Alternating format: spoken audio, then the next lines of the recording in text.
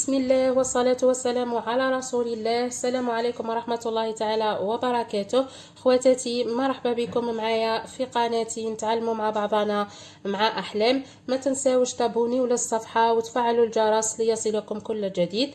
اليوم إن شاء الله جبت لكم وصفة سهلة وبسيطة جدا تفرح كامل الأولاد. وما تكلفش بزاف. المقادير موجودة تقريبا في كل منزل.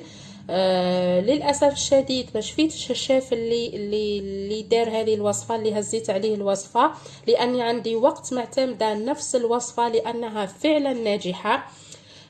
بسم الله على بركه الله ندخلوا في الوصفه. واللي العلم الكميه راح تكون شويه كبيره، واللي يكون ما كانش بزاف في العائله يقدر يقسم الكميه على 2.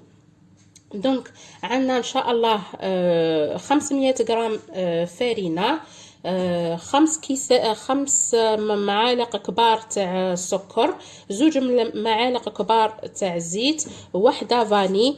من المفروض 6 بيضات، لكن انا عندي 5 لكن حجم كبير، راح ندير 5 حجم كبير، ولتر تاع حليب.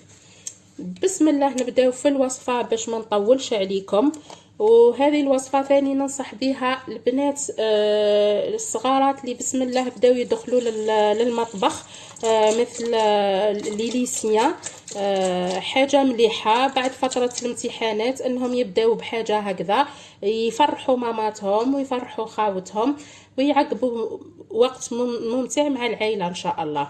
دونك نديروا نصف الكميه ولا اقل من نصف الكميه تاع الحليب، نزيدوا عليها الفارينه، البيض.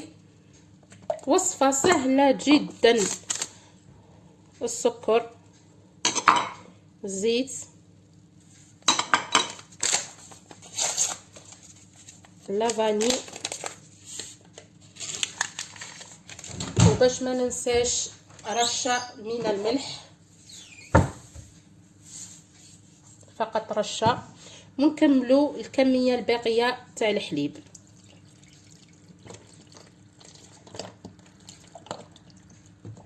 نحاولوا ان نشمخوا الفارينه باش من بعد تجينا سهله. بعدها نجيبوا لو بغا،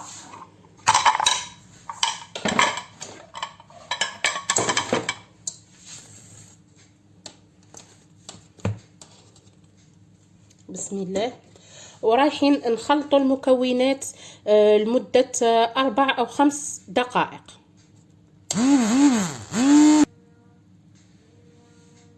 فوالا، بعد ما كملت الخلط لمدة 5 دقائق تقريبا، راكم تشوفوا في النتيجة لهنا. باش نتفادى انه لي كريب تاعي يكون فيهم هذوك الحبيبات ولا لي غريمون، رايحه راني وجدت لهنا ريسيبيون، اون باسوار اللي راح نفوت فيها الخليط. يعني اذا كان فيه دي غريمون او موا هكذا نحيوهم. فوالا اللي بقى في لا باسوار.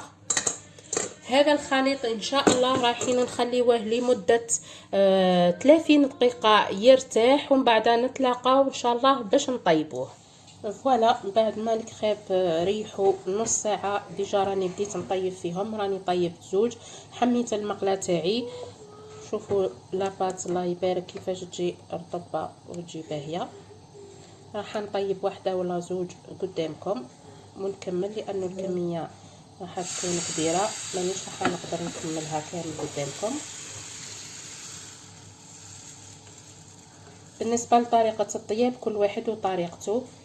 كاين اللي عندهم لانسترومون هذاك اون بوا باش يعدلوا لي كريب يجيو مدورين. انا في الغالب الاولين 2 3 الاولين كامل ممكن يتقطعوا لك، ممكن يجيوك معوجين شويه، لكن الثالثه الرابعه راح تتحسني اكثر فاكثر. بسم الله.